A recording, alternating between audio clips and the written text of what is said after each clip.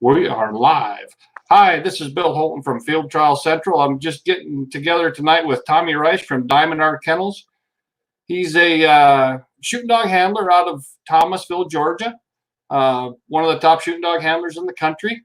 Everybody kind of gets to know Tommy as they see him in the field, and he's done a great job bringing his dogs along, and he does a good job sharing it on social media, so it makes it a little easier for a lot of people to follow. So welcome to our Field Trial Central Live, Tommy. Well, thank you for having me. You bet. So you kind of got the season started, right? Back up north here in North Dakota or South Dakota. You're kind of right along the border there, I believe. And just give us a little update on how the season started out and where you went from there. Well, the season started out with a bang. Had some, good Derby prospects and good string of dogs coming into it. Got lucky at Circle, Montana with 2 good performances and was able to get the championship and runner-up in Montana. Went on to All-America and got runner-up there with a different dog. And went from there to, I believe it was on the way home to Arkansas and placed another dog there. I think there was Charitable D that got champion in Montana. Thrill Me was runner-up at Montana. Grand Prairie Thrill was runner-up at the All-America. And got second with Just Thrilling at the Fleetwood Open Shooting Dog. And then from there, came home. Our first trial down south is at Tony Gibson's place, Connecticut Station Open Shooting Dog Classic. Was able to get second with Charitable Deed again. And have the Alabama Open Shooting Dog right after that trial. I was able to win it with Toluca Sundial. And see.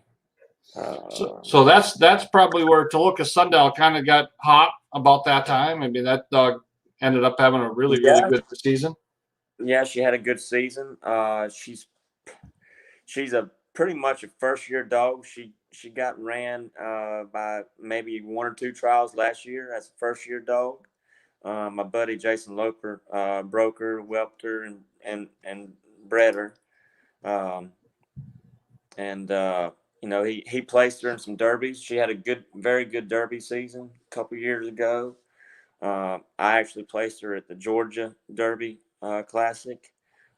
Mike Tracy placed her at the Futurity, and Jason placed her a couple times as a derby. So she's a special little dog in the fact that about anybody can run her if they have a clue what's going on, Yeah. But she was a little bit behind just with experience coming into this year. And I told Jason, and Jason knew, it was just a matter of time, when she put it all together. And she put it together quick, and she continued to keep it together. She had a great year. Great year. Yeah, that's good. Yeah, that's good. Follow up on that was just a name that kind of caught up. That the rest of your dogs, we've been seeing them for a couple of years doing pretty well, and so when she hit the winning circle, that was a new name for me, right? I mean, that was a new one that I kind of followed her after that. So follow up after that, where she took off there, and then what else you had going? I guess a couple weeks later, 3 or 4 weeks later, I went to South Carolina Championship, and she was runner-up there. And then her next placement was at the Tootsie Hurdle Shooting Dog Classic at the one Steve Hurdle puts on. Okay. She got 3rd place in that. And then she won she done a good job at the National. Didn't get anything there.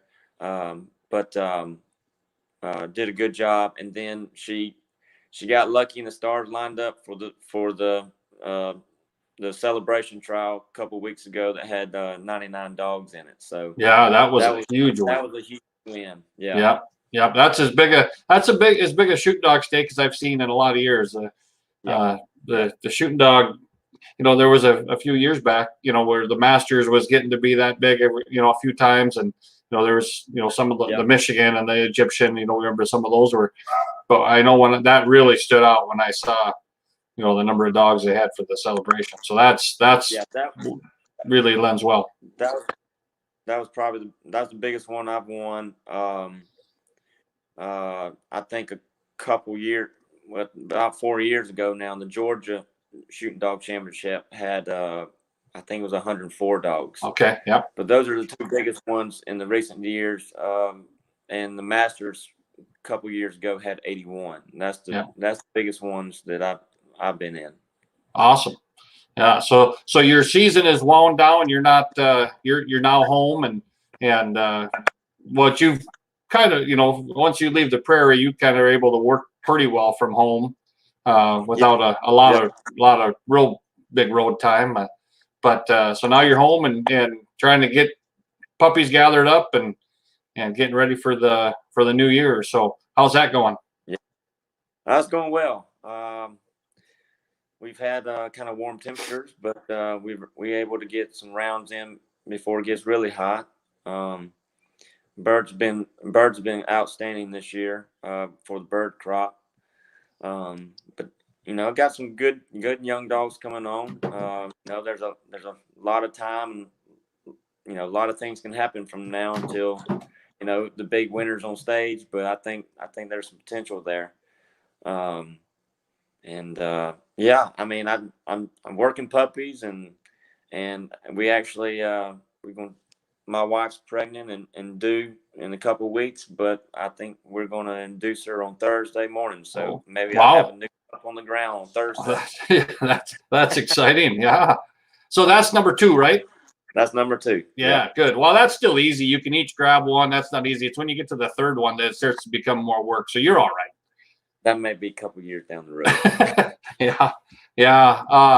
Well, that's good. That's a great synopsis of the kind of how the season started and went through. And so, give me a little bit of a backstory. I know I've heard this before a little bit, but I know there's a lot of people who haven't. So you kind of grew up in this sport, or at least not, around bird dogs, right? I mean, you're not at least second generation of a dog trainer, and give me a little backstory, how it got started and what brought you up to this point.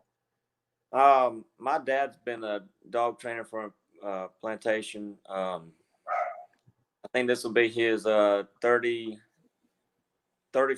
quail season, and so I have been around bird dogs, and my dad field trialed as much as he could, but he wasn't able to go a ton. But I've been around it. I started helping him on the quail hunts by scouting and roading dogs by the time I was 10, 12 years old. And then from there, I got through college and decided I was going to come back to bird dogs and work for my dad full time for 3 years. Then went to work for Jamie Daniels and got a lot of experience from him. Met a lot of people on the field trial side of it. I knew a lot of plantation folks and all that from my dad and stuff like that, but really got to know the field trial game way better with Jamie. And a couple years with him, and I came back to Thomasville to work on a place, and that didn't work out, and just ended finding myself working dogs for other people, and just wanting to get out there and compete. I love to compete. That's probably what got me in all this trouble in the first place. I was going to ask you. I was going to ask you that. So we all come at this from a different angle, right? I mean, there's people that get involved because they just love bird dogs. There's people that get involved because they were hunters and they wanted to do something in the off season, and but it seems like there's a whole lot of us that have really gotten swallowed up by this game that really are just, I mean, they love to compete, and you had some competitive background, if I remember right. You were an athlete growing up, and and you're probably looking for another angle for that competitive edge too.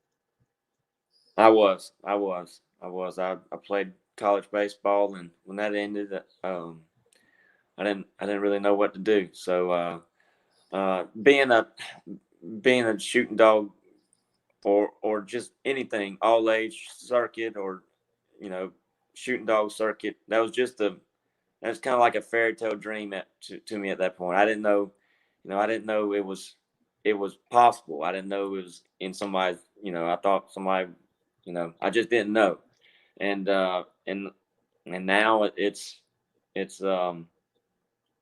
real. Yeah. And it's been a fun ride. It's tough. It's a lot of hard work, and I don't think the hard work will never end. No. If you want to be competitive and win. But yeah, it's been fun. It's sometimes I look back and I think this will be going on my 7th year Okay. for the public. So time flies. Time really does fly. So when you came up, obviously you spent time in the on the plantation there, some with your dad, and then a little on your own, and then went with Jamie for a while. What led you to choose to be on the shooting dog circuit as opposed to there's obviously you can go shooting dog, you can go all age, and you can both. There's guys that do both things right out of the same area you live in, and we need people in both circuits. So I'm not questioning which way, just why you chose that direction. Well, my dad ran shooting dogs, so that's always kind of been what I've wanted, shooting dogs. And at the time, I didn't want to have to compete against. Not that I don't compete with really great handlers, but I just wasn't ready for that. I didn't have the finances. I could stay home. And there was enough shooting dog trials in my general area, with Union Springs being close by, that I could go to quite a few trials and still be able to make a living taking out quail hunts for contract folks and stuff like that. So I guess the shooting dog's always been what I grew up around more of it. Right. Yeah. My only all age experience before Jamie was going to Continental and watching that. Yeah. That was my only all age experience prior to Jamie Daniels, and but I love the shooting dog. I do. And there's nothing against all age dogs, but I just love shooting dogs, and I think for me, I might have a little problem letting them run that big sometimes. I like to see them a little bit more and have. Sure. I think I have a little bit more control over it. Yep. No, that's perfectly understandable. So there's one thing that I've noticed, and I'm a I'm a wild bird guy. I mean, there's no doubt about it. I've said it 1,000 times, and I know that's kind of where you make your bread and butter, right? You start up north on wild birds, and you run. I'm not going to say exclusively on wild birds, but it's awful dang close, I assume, right? Yes. I train puppies on. Well, I got a great deal down here. I've got a place where I contract most of my hunts, and it's on pre-release birds. Okay. And so I can get puppies. I first get just to really love birds. I mean, there's a lot of birds out there. The place does a really good job of keeping them there and keeping them supplied well, and it's a great start for young dogs. And then wild birds. I mean, I call up somebody any day and ask if I can run on the place with wild birds, and I'm blessed with that. And wild birds on the prairies. For me, wild birds are the key to my success. Yeah. On the trials that I go to. I would guess that was probably true. So, so how many dogs are you carrying on your string right now? I mean, how many shooting dogs are you running at an average trial? Or Average trial, I probably got 7 or 8. okay, I made, it's always a balancing act, but I feel like if I get too many, then they don't all do as well, and I've been there running 1 or 2 dogs in a trial, and I like to have a few more bullets than that. yeah, that's not enough bullets. Yeah, I've been there. Yep. I find that if I can, my goal in a trial with 6 or 7 dogs to get try to finish every single one of them with bird work with an hour, and hopefully one of them will hit. Yep. So I would like to have a few more, but I just haven't found the dogs yet to take on the road and spend the time with. So yep. So that lends me to another question. Where do most of the dogs come from? I mean, are these many of these dogs that you're raising as puppies? Other plantations in the area, guys that are raising pups. Where do most of them come from? Yeah. Right now, my main dogs I'm winning with that I've raised. And then Jason Loper raised the Toluca Sundial. But most of them, as a matter of fact, about 90% of them that I run in trials, I've worked as a puppy and brought them on up. I don't want to say I've bred them all, because I haven't. But I've gotten them at a young age and worked them up to shooting dog. So and that just works for me. I just know the dog better, know their tendencies better, and well, I've spent more time with them. Right. For me to get outside dogs to come that's already broke, it takes me and the dog probably a while to get familiar with. Sure.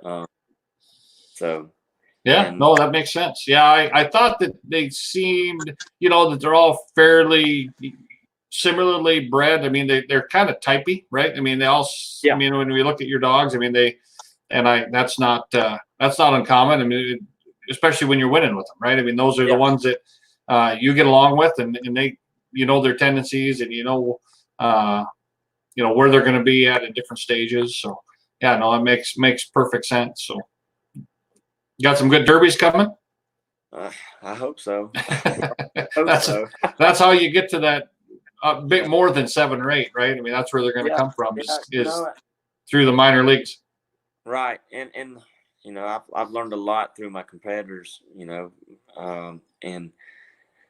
some of them, it just takes years for them to be, the top dogs in the country, and it takes a lot of miles, it takes a lot of years for them to develop that experience and that drive to really perform in trials.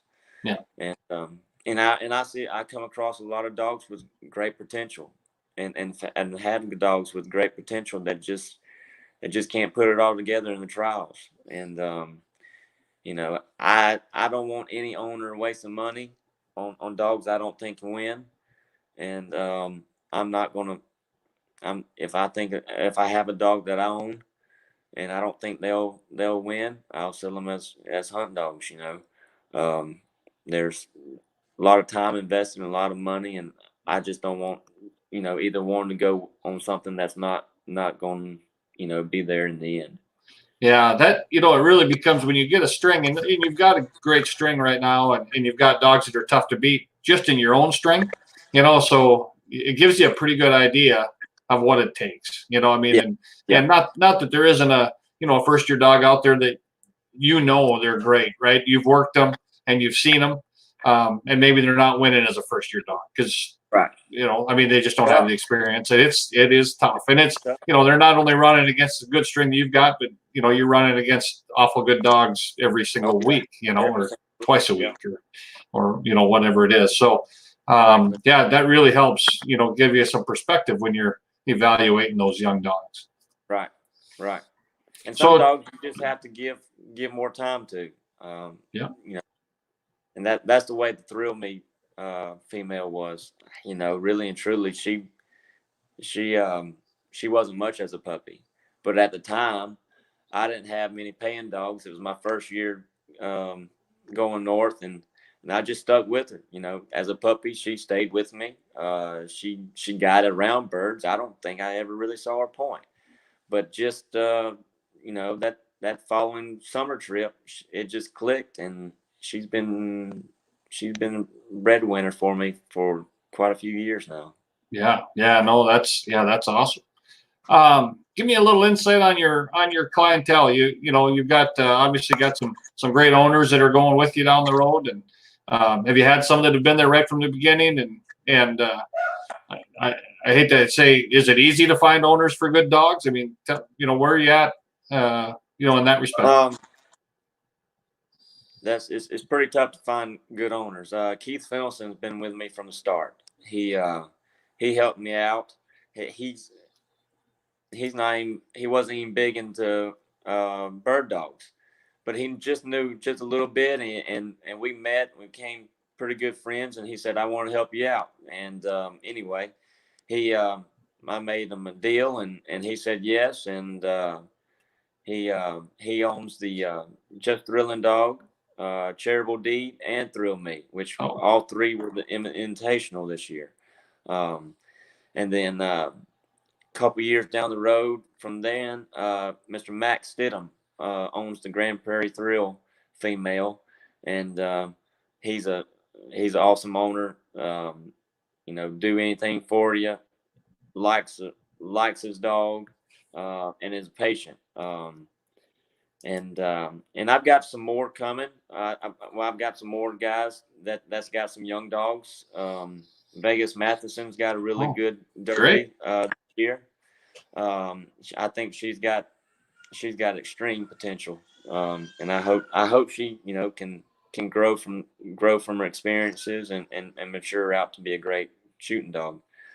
And I've got some, you know, I got some other guys that has got some puppies that hopefully they can stick it out and get a good quality dog. Ross Leonard had a good dog with me, a litter mate to Thrill Me and helped me out from the beginning there. See,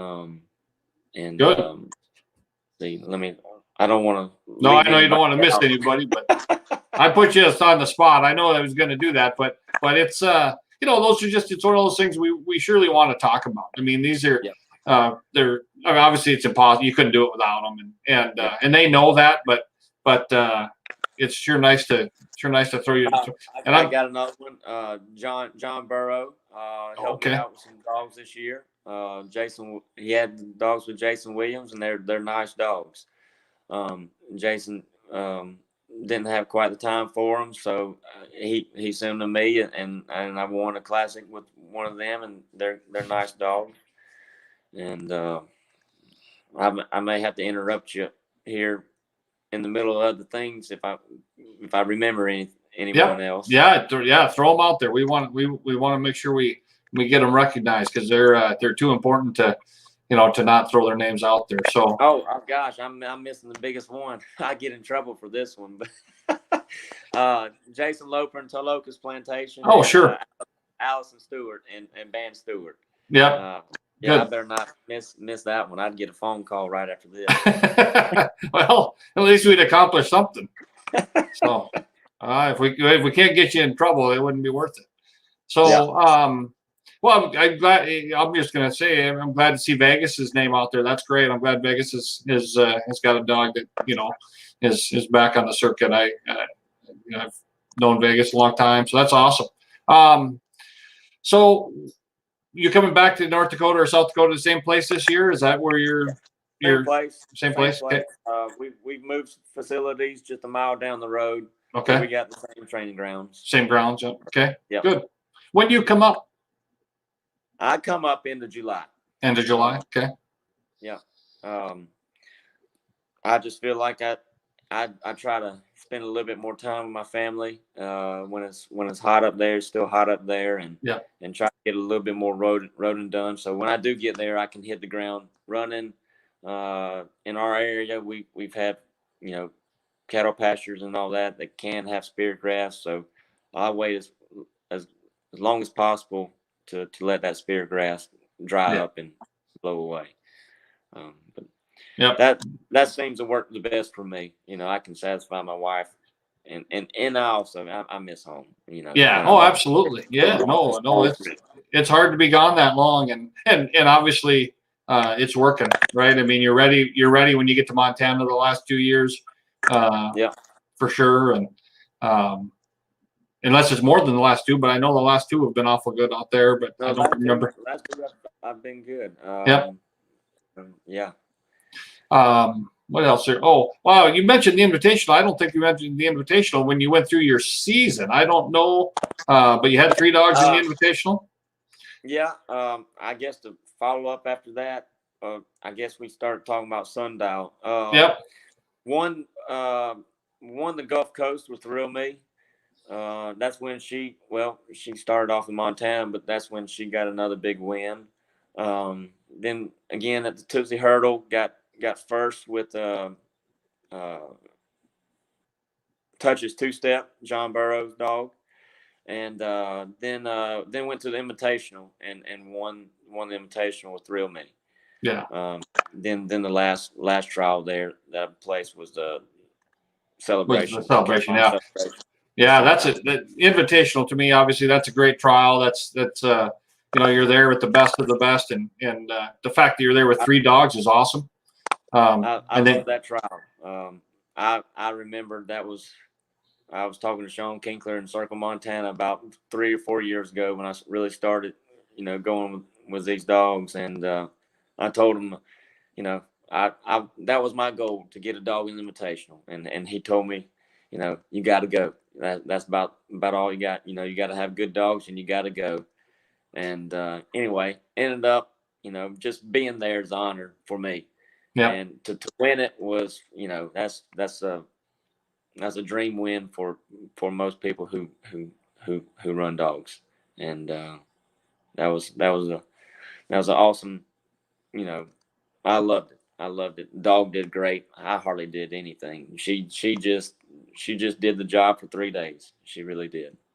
Yeah, that makes it a whole lot easier. And it's those are the performances, I think, that these are shoot dog stakes, right? I mean, they got to run and they got to find birds, but when they can go out there and you have the trust in them, that they're going to do it, which I think you probably do with that dog and probably all of them at this point.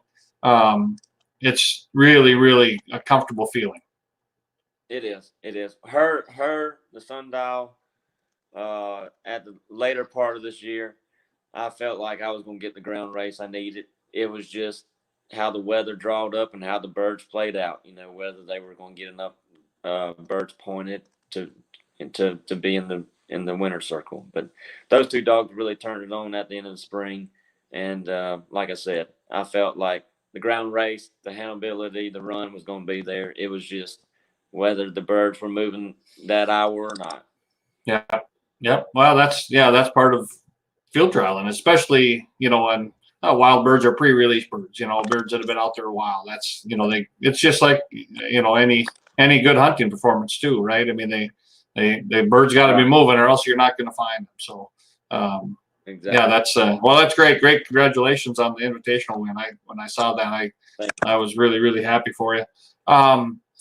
So I guess one question I have is, and I think I know the answer, but what do you feed, and do you do anything special as far as nutrition goes? Do you have any additives that you add, or anything different there? No, I don't have any additives. I just feed Prairie and Plug Plant. It keeps the dogs, nutritionally fed well and all the energy they need. When we're going hard, I may give them a little bit more, feed them a little bit more, but I try to feed wet, just make them drink and, intake much water as they can throughout the year. And, but I don't, I can feed the purple bag. Yeah. Good. Yeah. That's good to hear. That's good to hear. I thought that was the case. And, I think that, ProPlan's done a great job supporting the sport, and in turn, I think a lot of handlers, and I think it's important to kind of throw that out there. So we all know where that's Yeah, coming from. So they do a great job. Greg Blair, Jim Smith, the guys that I see the most. I know there's others out there, but those two guys I see the most. They do a great job of taking care of me. you broke up there a little bit there. You said Jim Smith and who? Jim Smith and Greg Blair. I thought that's what you said. I thought you said Greg Blair, but I didn't hear it, so I thought we better give Greg a shout out. So yeah. Well, that's great. Two So guys I see the most. I know there's others out there, but those are the two. Yeah. What what do you see for the future? I know of the sport, right? I mean, what do we have to do to keep it healthy? I have no doubt that you have been told in the past that it's a sport full of old codgers, and I know I was told the same thing when I started, and I looked around and they were correct, but I wasn't one of them. So now I might be, but what are your thoughts there? Well, first of all, I think the social media is platform is great. I think in the past couple of years, and you and Lance have done a great job of putting information out there for people to see. I think another thing is trying to get young people involved. Kids. We have a youth trial that we do down here, Jason Loper and I, and that's a start. We got to get, I think, more young people, more people, maybe not involved, but just know about the sport and what it consists of, because it's a great sport. I mean, I've got a lot of friends across the country that I would never have without this sport. Right. Yeah. And I think, I'm sure there's people smarter, better way to market and all that than me, but I think, getting the young people involved, getting other people involved, just the knowledge of what we do. Most people are mind blown at what we do that have never heard of it, never seen it. They're fascinated by it. Maybe they won't come into it right away, but in the back of their mind, they know about it. And that's, that I think that's the biggest thing we've got to do as a sport. Yeah, no, I think you're exactly right. I think, not, more than just getting them involved in the sport. I mean, that's hard. The youth trials is, a great thing. And the more people we can get, more kids that are, 6 to 12 years old or 15 years old that we can get to ride or walk behind a dog at a field trial, the better off we are. I mean, they're going to enjoy it. Yeah. It's hard not to, right? I mean, yeah.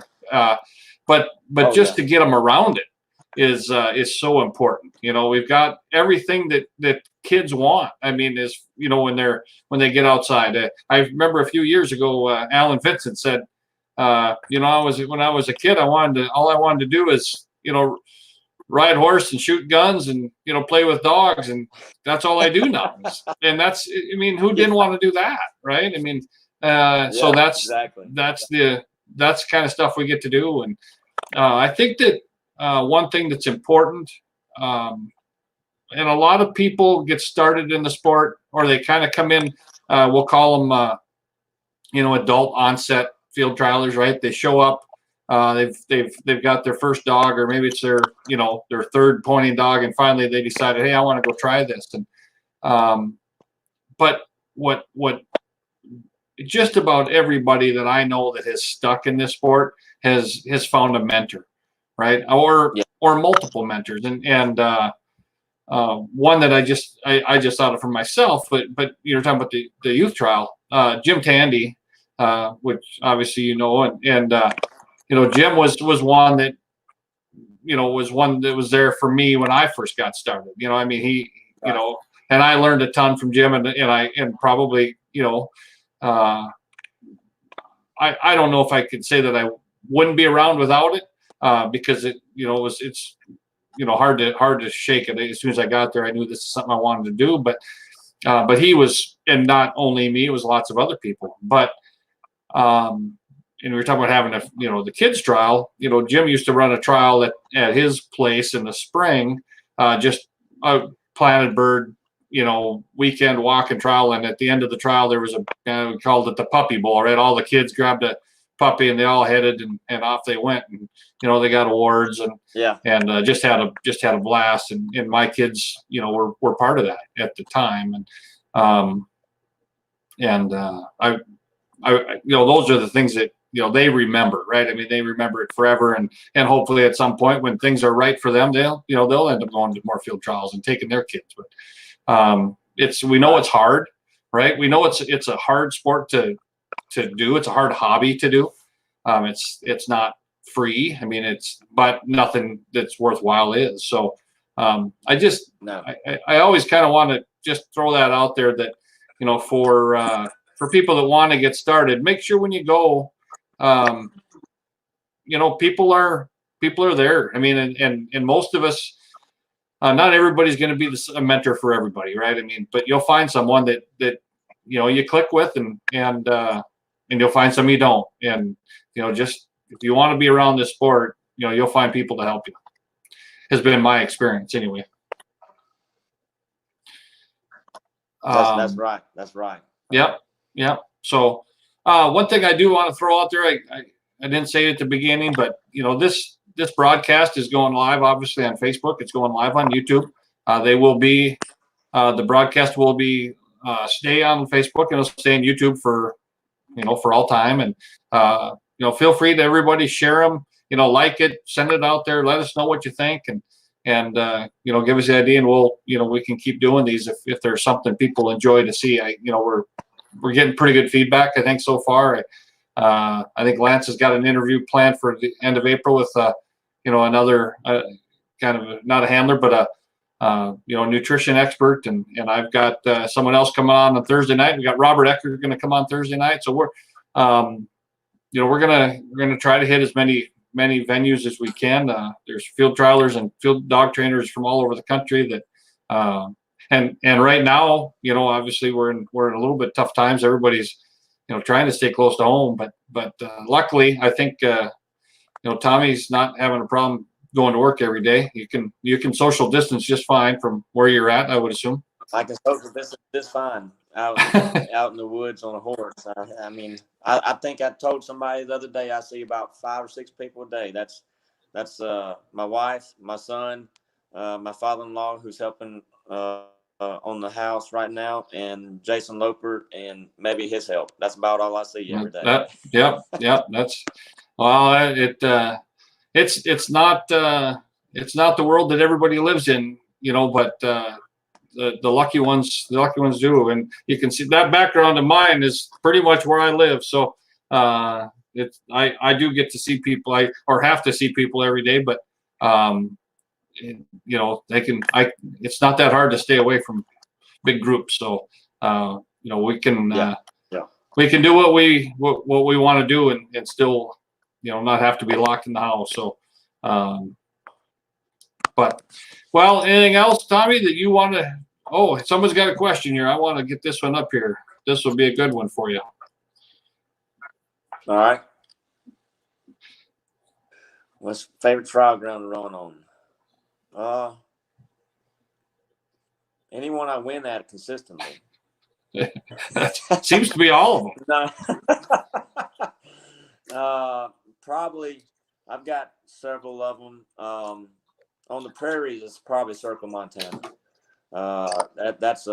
It's an awesome place to run. You can see a long way. Most of the time, they have a good amount of birds, to show a dog on and find.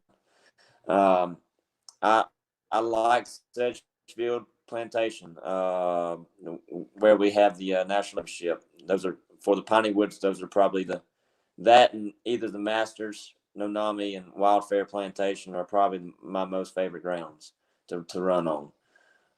And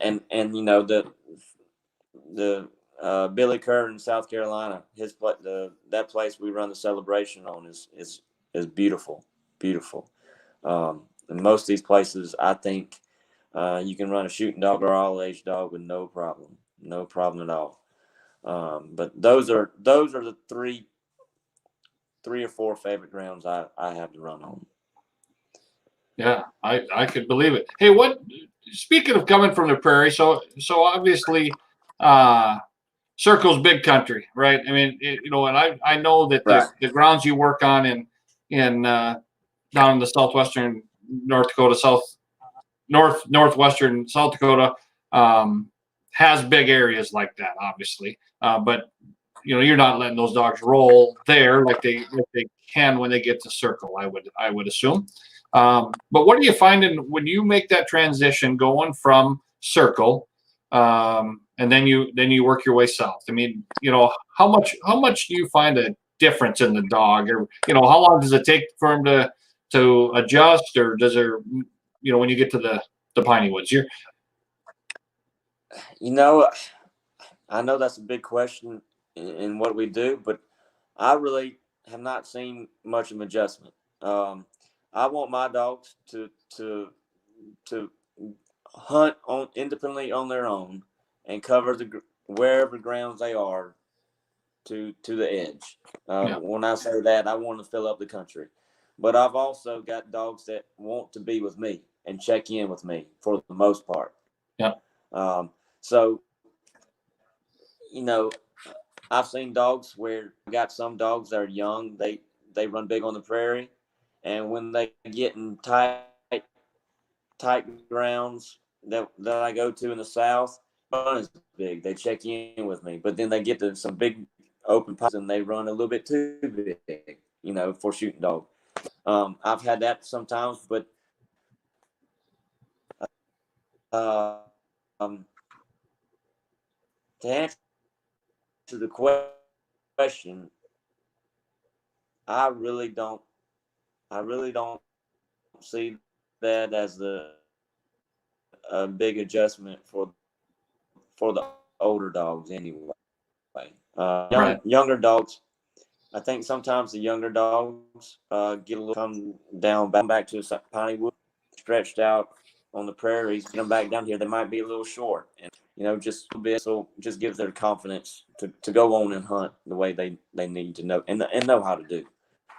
Right. I Well, hope that answers your it did. Yeah, absolutely. Well, when I first started coming to the prairie, I don't see a big difference.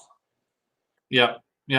Yeah, I understand. I believe it wholeheartedly, because when I first started coming to the prairie, I was 100% a grouse trailer, right? We were walking, running walking dogs in the woods, and we'd train them in the prairie. When I moved to the prairie, that was still what I was doing. So I obviously I love the prairie because not only the birds, but you get to see what's happening, right? I mean, you don't hide nothing, right? They're going to do what they're going to do right out in front of everybody. So it's a great spot to be, and we've discussed the prairie and how and the the benefits of it in the past, and we'll probably do it again this summer as guys get back out here. But I know that's one thing a lot of people have the question, right? If I'm going to field trial in Thomasville, Georgia, why am I going to Canada? But there's so much value, and you don't see a lot of change. I mean, all you see is the good stuff, really. They're not right. You're not just turning them loose and hoping you see them again in an hour, right? I mean, you're training and having a good performance. So that's great. Well, I've held you for quite a while here. We're getting close to an hour, so I'll start wrapping up. And if you've got anything else that you want to add, feel free. I really appreciate you coming on, and we'll be looking to do this with other handlers and pros and amateurs and other personalities in sport, maybe some breeders and some. This one right here is on my list. I'm going to show you right here. That one's on my list. I will get him tracked down. I don't know when, but we're going to get Scott Jordan on here one of these days. So that was another guy that was great when I was kind of young and first getting started. So thanks, Scotty. Good to see you. But you got any last words for us, Tommy? Well, no, I just thank you for inviting me to come do this. I think this is a great opportunity to promote sport and get the other people on your list some exposure.